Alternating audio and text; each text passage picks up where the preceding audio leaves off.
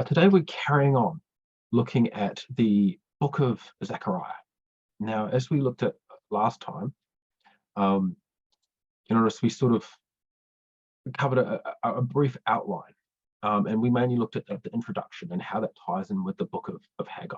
But we're going to be looking at this middle section of these visions, these eight parallel visions that are given in this section, and then there's this additional one that sort of wraps it all together about Christ being our king and priest, and he shall rule as a priest upon his throne, and the council of peace shall be between them both. But today we're going to focus on this first pair, the first vision about these different colored horsemen that are seen, and then the eighth vision that parallels with it about these chariots that again has these different colored horses. And the first thing we're going to do is we're just going to compare these two. We're going to see there are some differences and some similarities, and we're just going to go through that and see what can we learn from that. So we start off here in Zechariah 1 verse 8. It reads, "And I saw by night, and behold, a man riding upon a red horse, and he stood among the myrtle trees that were in the bottom, and behind him there were red horses speckled and white." And so the opening of this vision, he sees this man riding upon a horse, and he goes and stands among the myrtle trees. So the man riding upon the horse is the one standing among the myrtle trees. And I'm just highlighting this because this is referred to later on in the vision as well, of the one who is standing among the myrtle trees is this man riding upon the red horse. And there are these other colored horses with him, these speckled horses and white horses as well. So this is the opening of the first vision in the book of Zechariah. Now we're going to jump to chapter 6, and we're going to see how this eighth vision opens. What are some of the similarities and differences that we see in there? In Zechariah 6 verse 1, we read, "And I turned and lifted up my eyes and looked, and behold, there came forth chariots out from between two mountains, and the mountains were mountains of brass. And in the first chariot were red horses, and in the second chariot black horses, and in the third chariot white horses, and in the fourth chariot grizzled and bay horses." And so the first thing we notice is the settings are different. In chapter 1, that the first vision deals with the man riding horse up among myrtle trees. There's the setting. Here we've got chariots coming out from between these mountains of brass or mountains of bronze. But we see there are some similarities in that the sort of the focus is as these various colored horses that are being driven or driven in these visions. And it's interesting, in both visions, that is what Zechariah asks about. He asks about these horses. Who are they? What are they? And so we're going to jump back to the first vision in chapter 1, and we're going to see what is the answer he gets to his question. We'll pick it up in verse 9. "Then said I, O my Lord, what are these? And the angel that talked with me said unto me, I will show you what these be.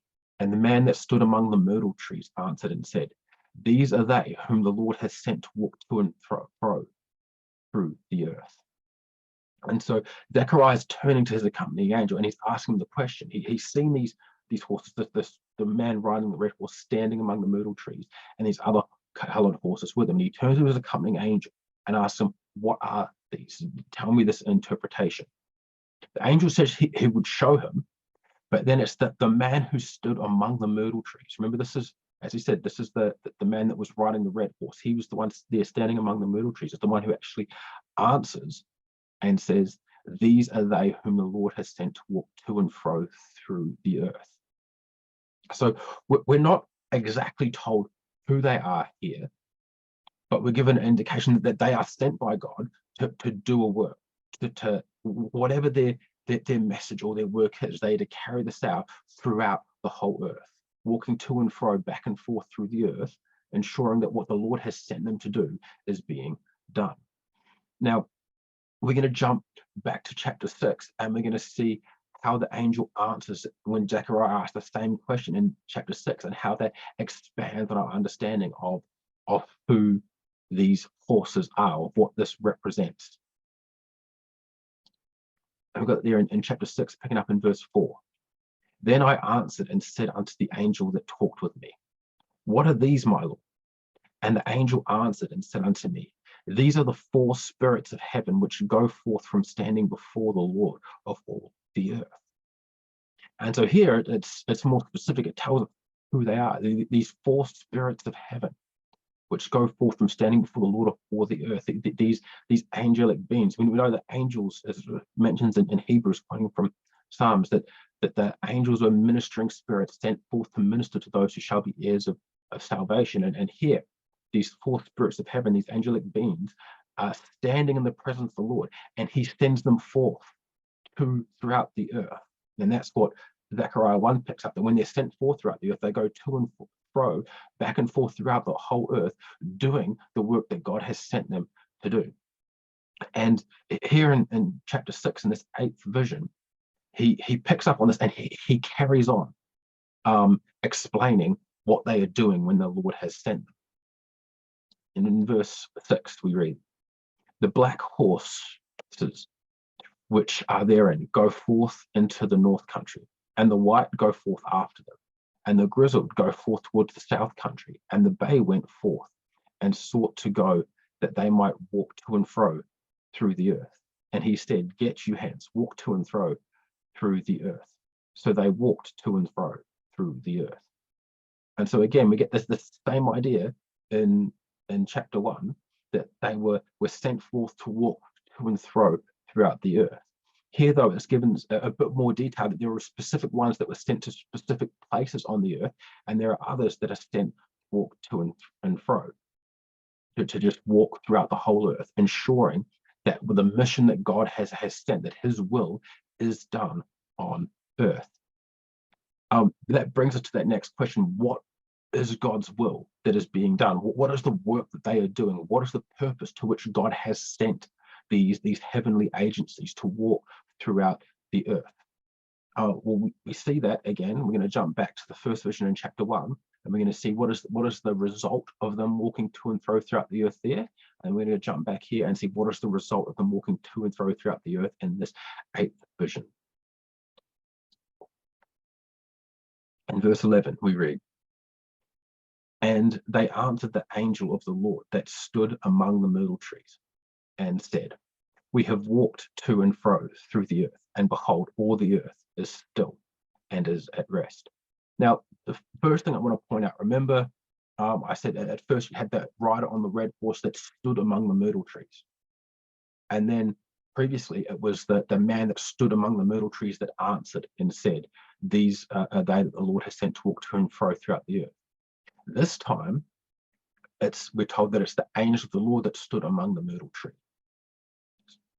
And so this is another indication that these riders on the horses or the chariots, these are heavenly agencies. It's once called the angel of the Lord here that's standing there. And often in visions, it interchanges where the prophet will say he saw a man, standing on the river, or they're being referred to as an angel later on.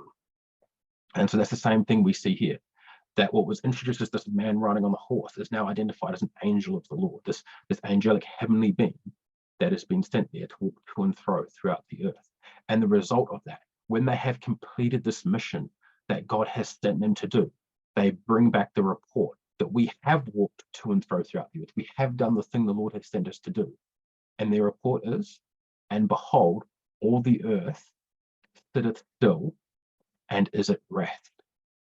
They've brought peace, rest, tranquility to the whole earth. That is the mission that God had sent them forth to do.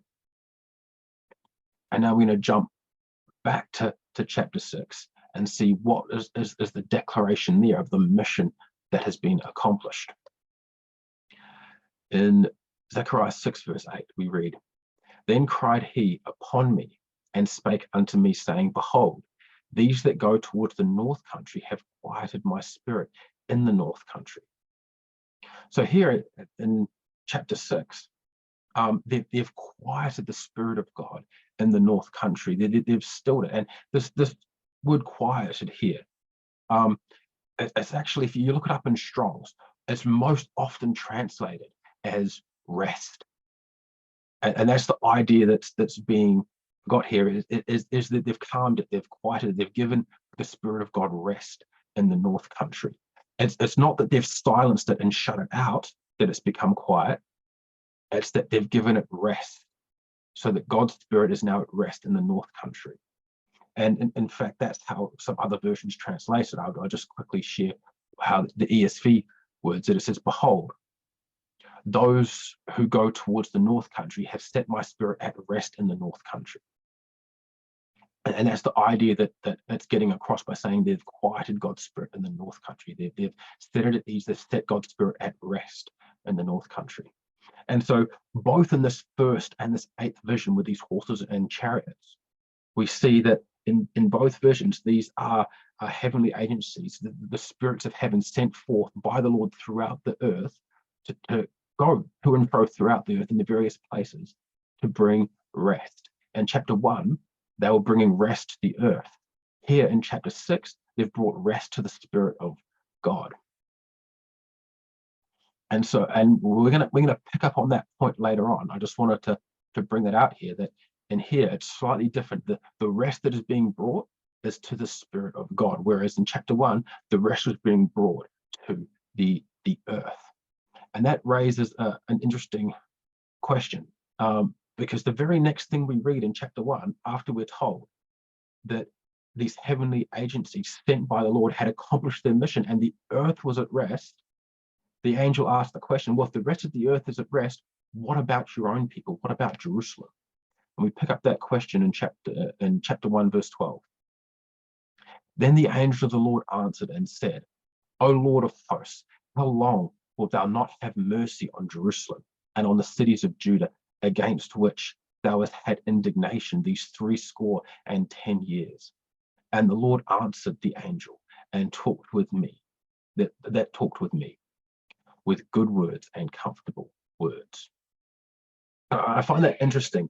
You know, these heavenly agencies were sent out. They said, we've accomplished our work. The earth is still and is at rest. But if you remember from last time, you're familiar with the story of where Haggai and Zachariah arrive on the scene in the book of Ezra. God's people were brought back from captivity. Cyrus sent them back to Jerusalem to be able to rebuild and to rebuild the city, to rebuild the temple, to rebuild their lives. But they no sooner arrived there and started doing it, that they start coming up against adversaries, the other nations around them, the Samaritans, who were sort of half Jewish, half pagan in their religion, this mixture that had occurred since the days of the Assyrians. Wanted to come and join them and share in their religion, but they weren't allowed to because of all the pagan things mixed up with their worship, and the Jews didn't want to get caught back to the very reason why they were sent to Babylon. And the Samaritans, taken offense at this, then set themselves against the Jews to trouble them. They wrote letters to the king of Medo-Persia saying that this Jerusalem is a rebellious city, and if you let them do this, they will rebel and fight against you, and your kingdom will never have peace as long as they are doing this. And so he sent them saying they had to stop. They were not allowed to continue this building. And so while the messengers go to and fro throughout the earth and bring back the message that all the earth is at rest, that the heathen, the nations around him are at rest, God's people are surrounded by trouble on every side. And this is what they're experiencing. And the angel brings that question up, but brings up the experience of his people with this cry, how long? And that's a cry that we find repeatedly throughout the scriptures, God's people crying out to him, how long, O Lord? O Lord of hosts, how long will thou not have mercy on Jerusalem and on the cities of Judah, against which thou had indignation these 70 years? This is the cry of God's people being expressed by the angel that is going up. And in the midst of the nations that are at peace around them, God's people are troubled. And the cry goes up, how long, O Lord, will this carry on? And God's response, he speaks comfortably to the angel, and then the angel comes and delivers this message to Zechariah. So the angel that communed with me said unto me, cry thou, saying, thus saith the Lord of hosts, I am zealous for Jerusalem and for Zion with great jealousy. I am very sore displeased with the heathen that are at ease, for I was but a little displeased, and they helped forward the affliction. Therefore, thus saith the Lord, I am returned to Jerusalem with mercies. My house shall be built in it, saith the Lord of hosts, and a line shall be stretched forth upon Jerusalem. Cry yet, saying, thus saith the Lord of hosts, my cities through prosperity shall yet be spread abroad, and the Lord shall yet comfort Zion, and shall yet choose Jerusalem. Now, I find that the Lord's response here really interesting. He cries there and he says, I'm aware what's happening. I'm not pleased at the heathen that are around about with how they have acted, how they have responded. I was a little displeased, but they helped forward it. They went far beyond what God's desire was, what God's will was. And then he says this in verse 16. Therefore, thus saith the Lord, I am returned to Jerusalem with mercies. Now, I want you to think back, what was the angel's question? O Lord of hosts, how long will thou not have mercy on Jerusalem? And God's response is, I am returned with mercies. His answer is how long will you not have mercy? And God's answer is, as soon as you cry out for mercy, I am returned with mercies. That's God's response there. It's almost like all that God was waiting for is for his people to turn to him and to cry out for God to show mercy on his people. And that is how long it took for God to return to mercies. How long did it take God? As long as it took his people to cry out for mercies, because that is the immediate response he gives to Zachariah and to the angel when that is the cry that his people are given up to him. And he returns to mercies. He gives them the assurance that this house will be built, that these are all the things that they were trying to do that was causing the nations around them to trouble Israel. And God gives them the assurance that these things will happen. I will do this. His city and his people will prosper, and he shall yet choose Jerusalem. Now, as we said, we got the set out of the book here. We just looked a little bit about the parallels between the horsemen in chapter 1 and the chariots with these different colored horses in chapter 6. And we've seen that these are parallel visions, that they are sharing sort of the same message, using slightly different symbols, slightly different settings, but in both visions, you have God sending heavenly agencies to walk to and throughout the earth to accomplish his mission of bringing peace and rest. What I want to look at next is in chapter 6, it finished with the statement that his spirit as at rest was being quieted in the north country. Whereas in chapter 1, after the statement that these heavenly agencies had brought the earth was still and at rest, it carried on giving this prophetic message.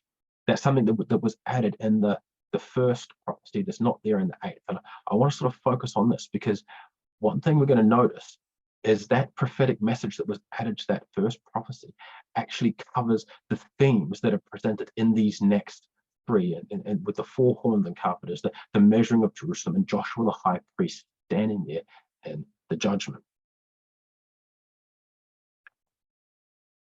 So if we look back at what the message that the angel delivers from the Lord, he says there in verse 14, I am jealous for Jerusalem and for Zion with a great jealousy, and I am very sore displeased with the heathen that are at ease, for I was but a little displeased, and they helped forward the affliction.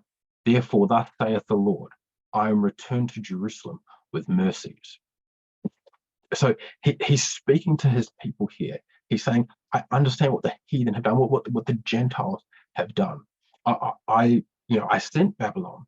I sent them to go to take you into captivity, but they went well beyond what I had called them to do. And not just the Babylonians, but all the other nations round about.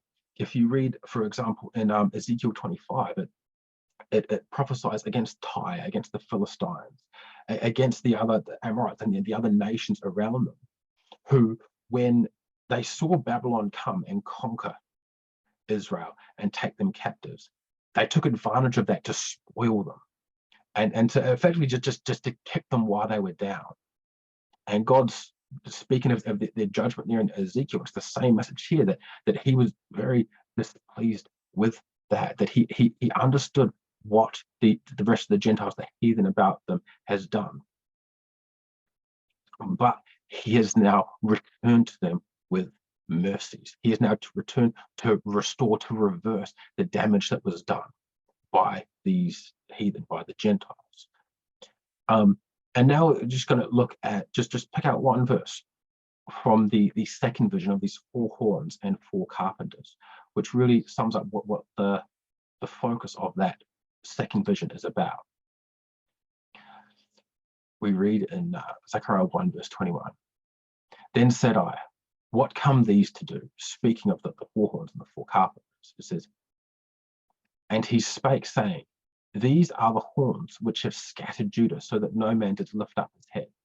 But these are come," speaking of the carpenters now, "to fray them," it's the horns of the Gentiles, "and to cast out the horns of the Gentiles, which have lifted up their horns over the land of Judah, to scatter it." So he's saying that he sees these 4 horns, that these are the horns of the Gentiles that have come to scatter the people of Judah, so that no one would lift up their head, to oppress them and to attack them. But the 4 carpenters have come to overthrow the Gentiles, to get them out of the way, which has now allowed Jerusalem to return home, the Jews to return back to Jerusalem to begin rebuilding. So we see that the first thing that's mentioned in that message that the Lord passes on to the angel in the first vision is the main point of this second vision, that yes, God has understood what the Gentiles, what the heathen have done, and he's very sore displeased with them, and he sent these carpenters to overthrow them so that Jerusalem might be restored with mercies. And after he speaks about that in the first vision, he says, "My house shall be built in it, saith the Lord of hosts, and a line shall be stretched forth upon Jerusalem. Cry yet, saying, Thus saith the Lord of hosts, my cities through prosperity shall yet be spread abroad." And so the second part of this message in the first vision deals with the rebuilding of Jerusalem, the rebuilding of the temple. The idea that a line shall be stretched forth upon Jerusalem, and the city shall be prosperous and shall spread abroad. And the third vision in Zechariah starts off in chapter 2. We read, "I lifted up my eyes again and looked, and behold, a man with a measuring line in his hand." This is the same thing we saw there. We saw that this line shall be spread out upon Jerusalem. And here in the opening of this third vision, we see a man with a measuring line in his hand. "Then said I, Whither goest thou? And he said unto me, To measure Jerusalem, to see what is the breadth thereof, and what is the length thereof. Jerusalem shall be inhabited as a town without for the multitude of men and cattle therein."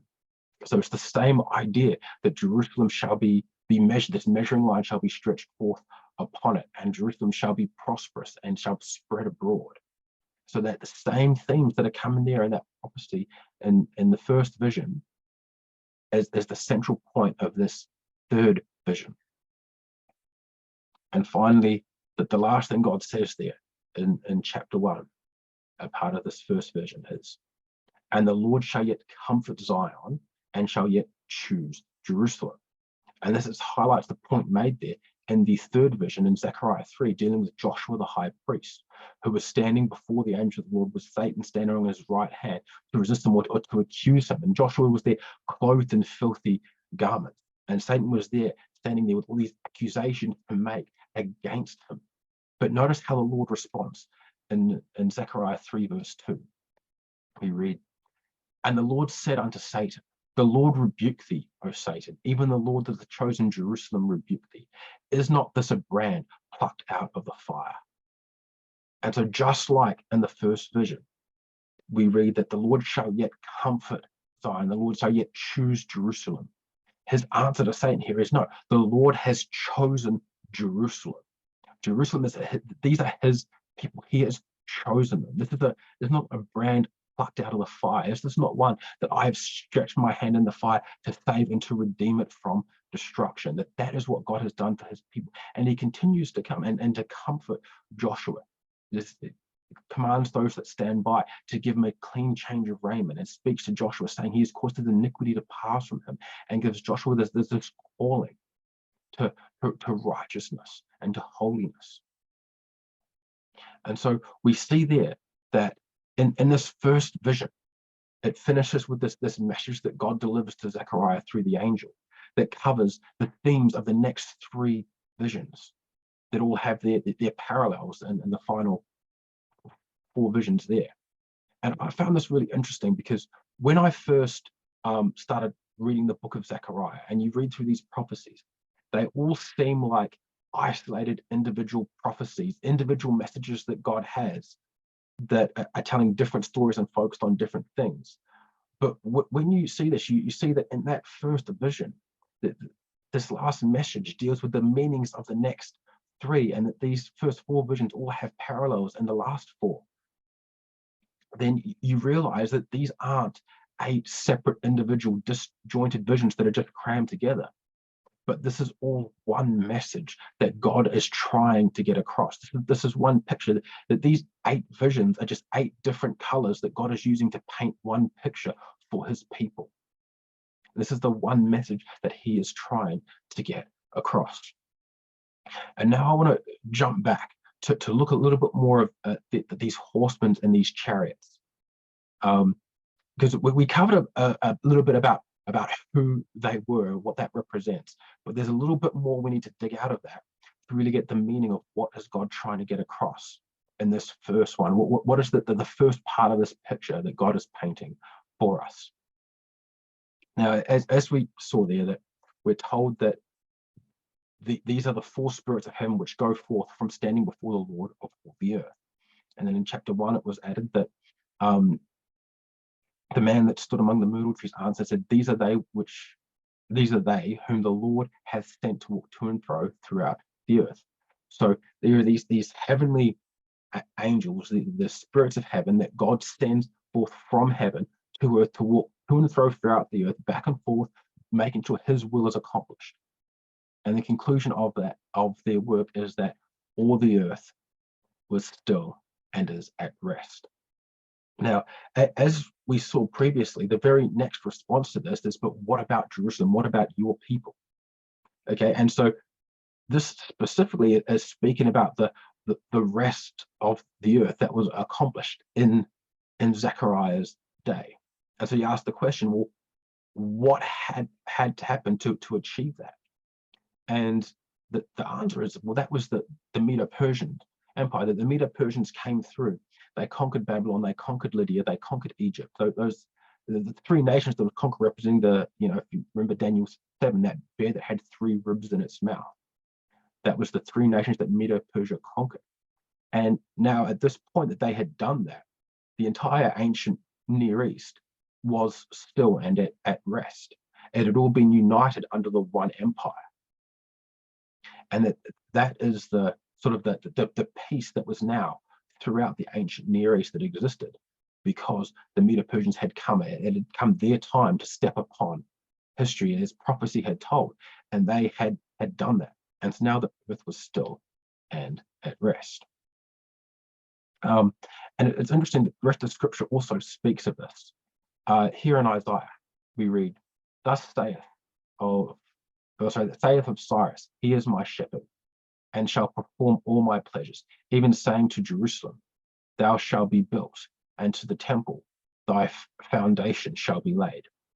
Thus saith the Lord to his anointed, to Cyrus, whose right hand I have holden, to subdue nations before him. I will loose the loins of kings, to open before him the two-leaved gates, and the gates shall not be shut." So there in Isaiah, there's this prophecy about Cyrus, the king of the Medes and the Persians, that God would raise him up to do this work, that God would raise him up to overthrow Babylon, that he would be his anointed that would do his work. that would bring his people home. And so we see then that this is the same thing we've seen in Zechariah, that while on one hand, if we just look at it from a historical point of view, it was that the Medo-Persians that had come forward, that had conquered Babylon, Lydia, and Egypt, that they had united all those countries under one empire, and that they had brought peace and rest, stillness to the empire and to those living under it. When we see that from heavenly point of view, we understand that it had nothing to do with Cyrus's military prowess and tactic on the battlefield and the Persian war machine. It was God who had prophesied this. It had God that had put this in his plans, and it was these heavenly agencies that had gone forth to raise this up and to bring these things to come to pass. And that's actually the same thing we notice in the book of Daniel. And Daniel, in the end of chapter 10, beginning of chapter 11, we read this. Then said he, Know thou, therefore, I am come unto thee, and I will return to fight with the prince of Persia. And when I am gone forth, lo, the prince of Greece shall come, and I will show thee that which is noted in the scripture of truth. And there is none that holdeth with me in these things, but Michael, your prince. Also, I in the first year of Darius the Mede, even I stood to confirm and to strengthen him. Now, I find it really interesting. This is Gabriel here speaking to Daniel. And I just want to start on that last sentence first. He speaking to Daniel, he says that it was him, Gabriel, that the angel sent from the Lord for this mission. And his mission was to stand with Darius the Mede in his first year to confirm and to strengthen him. That we saw that when Babylon fell, Darius the Mede, Cyrus's uncle, was the next king that ruled over Babylon. He ruled for 2 years before he died. And Gabriel is standing here saying that he was the one responsible for that he had been commissioned to go there and to stand with him to confirm and to strengthen him. In other words, if it wasn't for God's angels sent forth throughout the world, this wouldn't have happened. And again, earlier on here, where he's talking about he's going to return to fight with the prince of Persia, and he says, when he's gone forth, when he's no longer with the prince of Persia, what's going to happen? The prince of Greece shall come. Alexander the Great's going to come upon the scene, and the Persians will not be able to stand before them. When Gabriel was standing with the Persians, they conquered Babylon without even a fight. They overthrew all these nations, and no one could stand before them. But as soon as Gabriel left the Persians, the Greeks came, and the Persians had no power to stand in front of them. The idea that it is these heavenly agencies that God has commissioned for the rise and fall of these kingdoms, to fulfill prophecy as he has said, to show that he is in control. And this is the same message that Daniel gave to King Nebuchadnezzar in chapter 2. Daniel here declares, he says, and he speaking of God, he changeth times and seasons, he removeth kings and setteth up kings, he giveth wisdom to the wise and knowledge to them that know understanding. This is that declaration that God removes kings and sets them up. And this is what we're seeing there in Zechariah, with these spirits of heaven that are sent forth from the presence of the Lord to go to and fro throughout the earth. That these are the ones that God has sent there for the rise and fall of nations.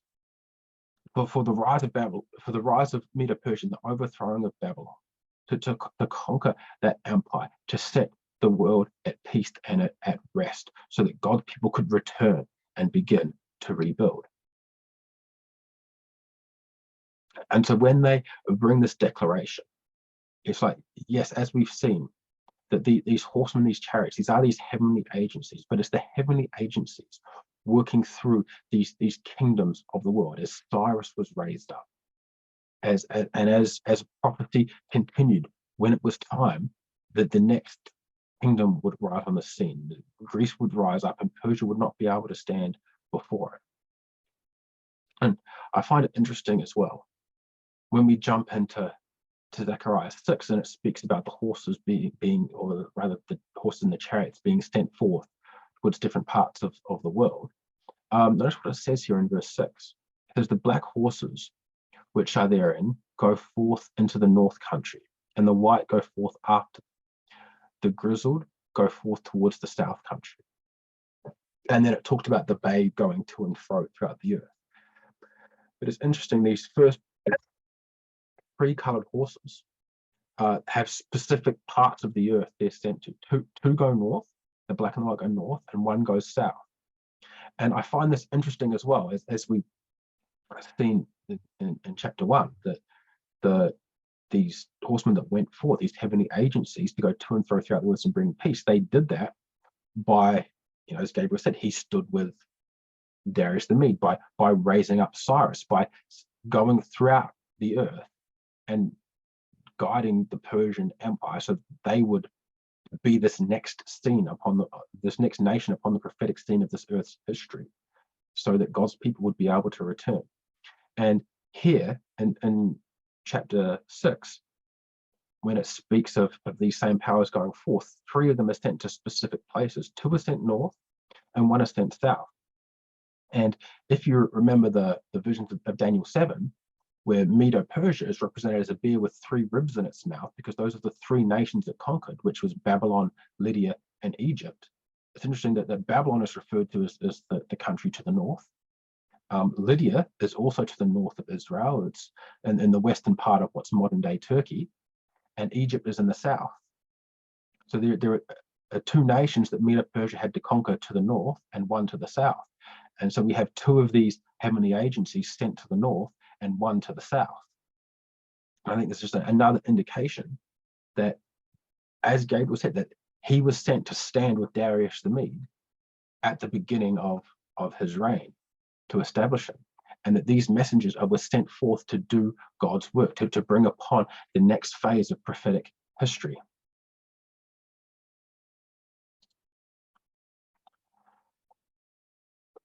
And then after that's happened, we find the final verse in the eighth vision here in verse 8. Then cried he upon me and spake unto me, saying, Behold, these that go towards the north country have quieted my spirit in the north country, given his spirit rest in the north country. Now, as I mentioned before, that while both Lydia and Babylon were to the north country specifically is reference to the place of Israel's captivity. I'll just share one verse from Jeremiah. Jeremiah 23, verse 7 to 8, and it reads, Therefore, behold, the day comes, saith the Lord, that they shall no more say, The Lord liveth, which brought up the children of Israel out of the land of Egypt, but the Lord liveth, which brought up and which led the seed of the house of Israel out of the north country, and from all countries whither they had been driven them, and they shall dwell in their own land.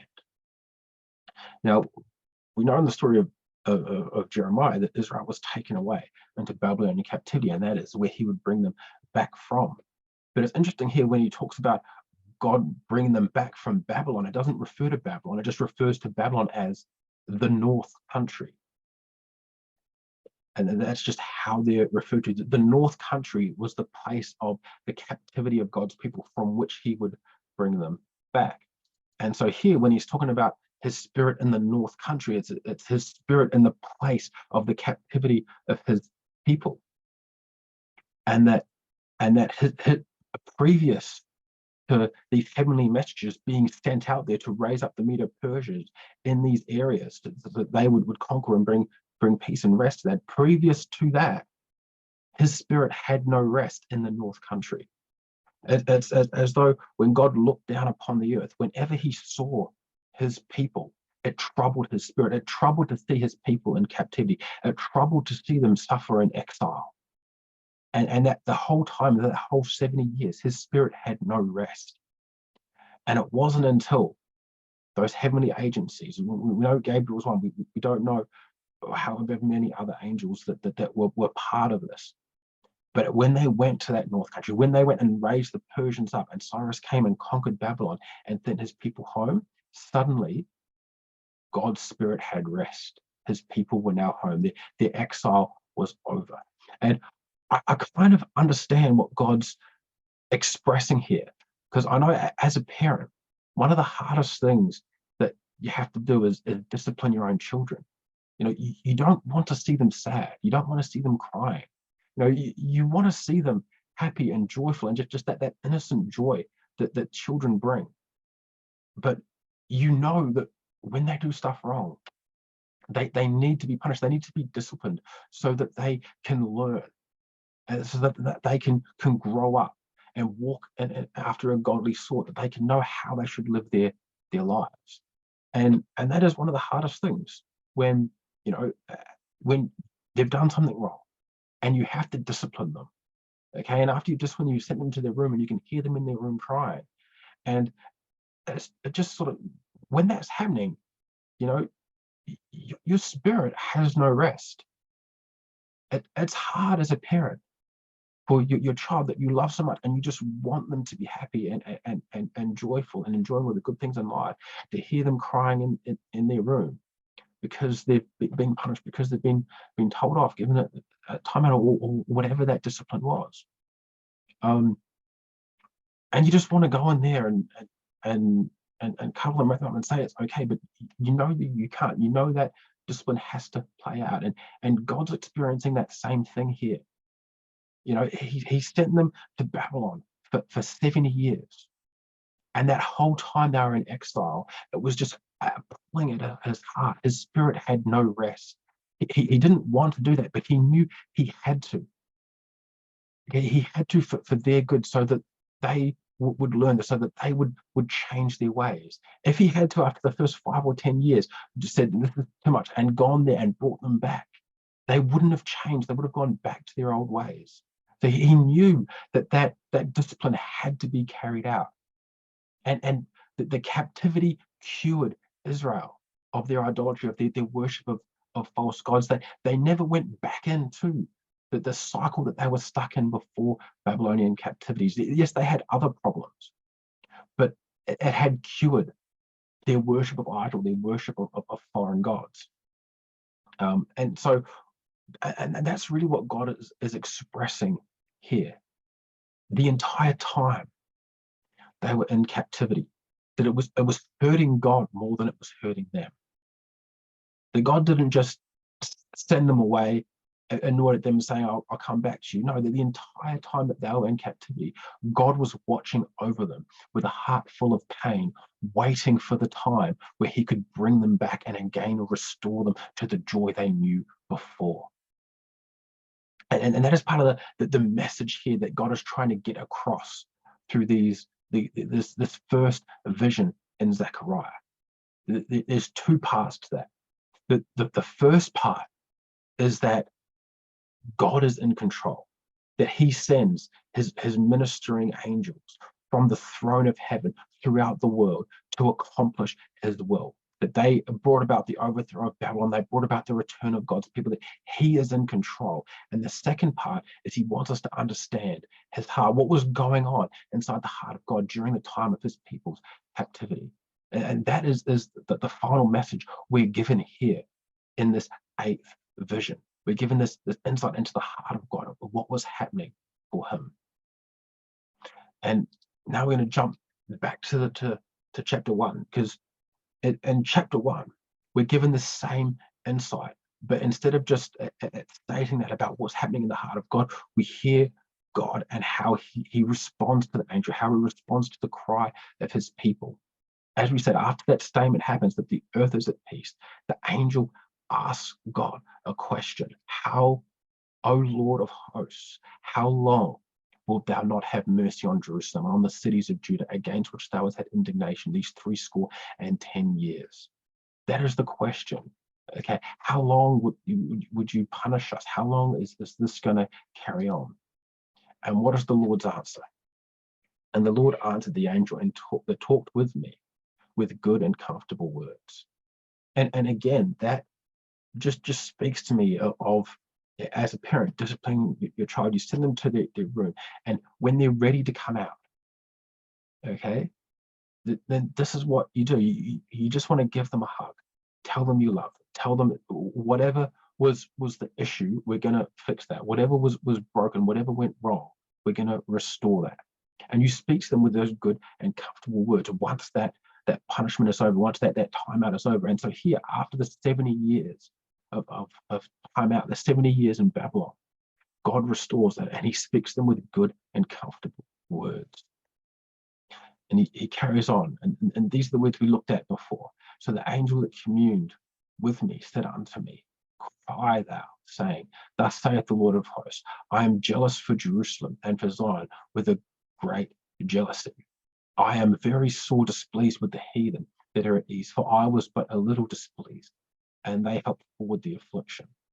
And again, it really speaks to me as a parent speaking to their child. Like, yes, you understand why I had to punish you, okay? And those other people, okay, yeah, they did things wrong, okay, as well. They went further than they were called to, okay? But you still need to do what's right. And he carries on speaking to them. Therefore, thus saith the Lord, I am returned to Jerusalem with mercies. My house shall be built in it, saith the Lord of hosts, and a line shall be stretched forth upon Jerusalem. The destruction of the temple, the house of God in Jerusalem, and the destruction of Jerusalem itself was what happened at the beginning of the captivity, the beginning of that 70 years. Babylon came and destroyed those things. But now that punishment is over, God's speaking to his people, and he's saying, we're going to fix what's broken. We're going to restore what was lost. Okay, we're going to move forward, and we're going to do it right this time. This is the comfort that he's given to his people. And again, as a parent, I just look at this is the same path you take with your children when you've disciplined them. Okay, when they've had their time, they've come out of the room, you go to them, you give them a hug, you speak comfort to them, you say, now, whatever had happened, whatever went wrong, we're going to fix that. We're going to restore that. We're going to move forward. Okay, and this is God's saying, he's saying, I want to move forward with you. And finally, he says, cry yet, saying, thus saith the Lord of hosts, my city through prosperity shall yet be spread abroad, and the Lord shall yet comfort Zion, and shall yet choose Jerusalem.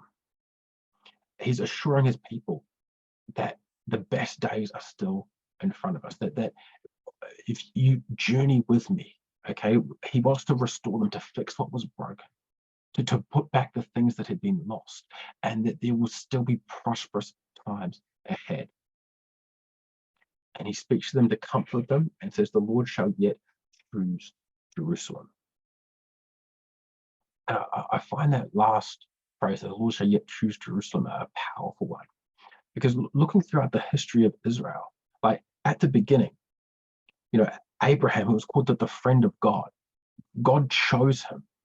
He didn't choose a big, powerful nation. He chose Abraham when he was one man with his wife and no children. And from that, he grew him into this mighty nation. And he speaks repeatedly referencing back to that he loved the fathers, and he chose them and brought them into the promised land and grew them into a great nation. Abraham, the friend of God. And again with David, he speaks about how he loved David, and for David's sake, he continued carrying on. Even when there were wicked kings, that God did not completely destroy them, but for the sake of David, his servant, who was a man after his own heart. And it's very easy to fall into the idea of thinking that, yes, God chose Abraham. He loved David, but now he's stuck with Israel because of his promise that he's made. And he's stuck in this relationship. But that's not in the heart of God at all. He comes to them and he confirms to them, I shall yet choose Jerusalem. He wants this relationship. He wants this connection. Even after the things that they've been through, in the heart of God, there is not this resentment. There is just not this compulsion that he has to. But in the heart of God, there is this desire that he wants to. He wants to be restored with his people. He will yet choose you, just like he chose Abraham. He will yet choose Jerusalem. He will choose his people to walk through them in this relationship. And that is one of the biggest things after coming out of that discipline is that restoration of relationship. Like I said, the message I get here is effectively God's brought his people. He's disciplined them. They've come back. He's giving them a hug, telling them he loves them, and wanting to continue this journey with them. Now, you remember this from the last time we looked at the beginning, the opening passage in Zechariah, and we saw how it linked in with the messages in the book of Haggai. That before God delivered these visions in Zechariah, he took his people through these 4 different messages throughout Haggai and the opening of Zechariah. It was a call to obedience, calling them to look towards the promise, an establishment of the relationship, and a call to holy living.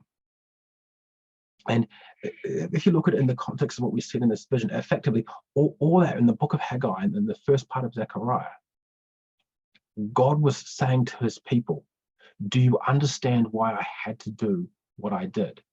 And have you learnt your lesson? And God's people answered with a yes. And they moved forward. They began rebuilding the temple. They began following what Moses had written, a return to the law. When God asked them, do you understand what I have done and why I had to do it? And have you learnt your lesson? They said yes. And in response to that, God gives these messages in Zechariah. There's this first vision paralleling with the 8th one that gives us this message. There's 2 parts to this message. That God's heavenly agencies are throughout the world.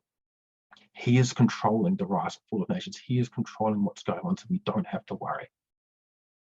And secondly, all he wants from his people is to restore them, to give them a hug, tell them he loves them, and to move forward together. That is what the picture we are getting, the message that God has for his people in the opening of Zechariah. After asking that question, do you understand why I had to do what I did? Have you learned your lesson? They said yes. He said, excellent. Let's move forward together. Let's have this restoration of relationship. Let's fix the things that have been broken. And let's continue to walk together. That is what he's trying to show to his people. That is the relationship he's wants with them. He's trying to express to them where he's at in this relationship and where he wants it to go. That's what he had for them. And that is the same God that we have today. Whenever we screw up, whenever we mess up, either as a people or as individuals, this is what God is asking for us. He just wants to ask, do you understand what's happened? Okay, if we've messed up, he just wants to, if we do understand what happened, have we learned our lesson? Now, all God wants to do is give us a hug, tell us he loves us, and wants to move forward. This is the same as, and I'm really connected with this message as a parent, having kids, that this is the experience you go through, teaching them how to grow up, teaching them how to live a godly life. God is going through the same thing with his people and the same thing with us. And his desire is not to dwell on the past. His desire is just to move forward in this relationship, to keep journeying, even though there are hard times, even though we suffer, even though there's things that happen in the world where, as mentioned, that the Gentiles, the heathen, did well beyond what God had wanted, that God was wanting to discipline his people, but they went well beyond that, and God understands, and that God hasn't gone unnoticed. But God wants us to focus on our relationship with him and to move forward in that as he rebuilds the things that has been broken. And as he chooses us, he wants us to walk with him.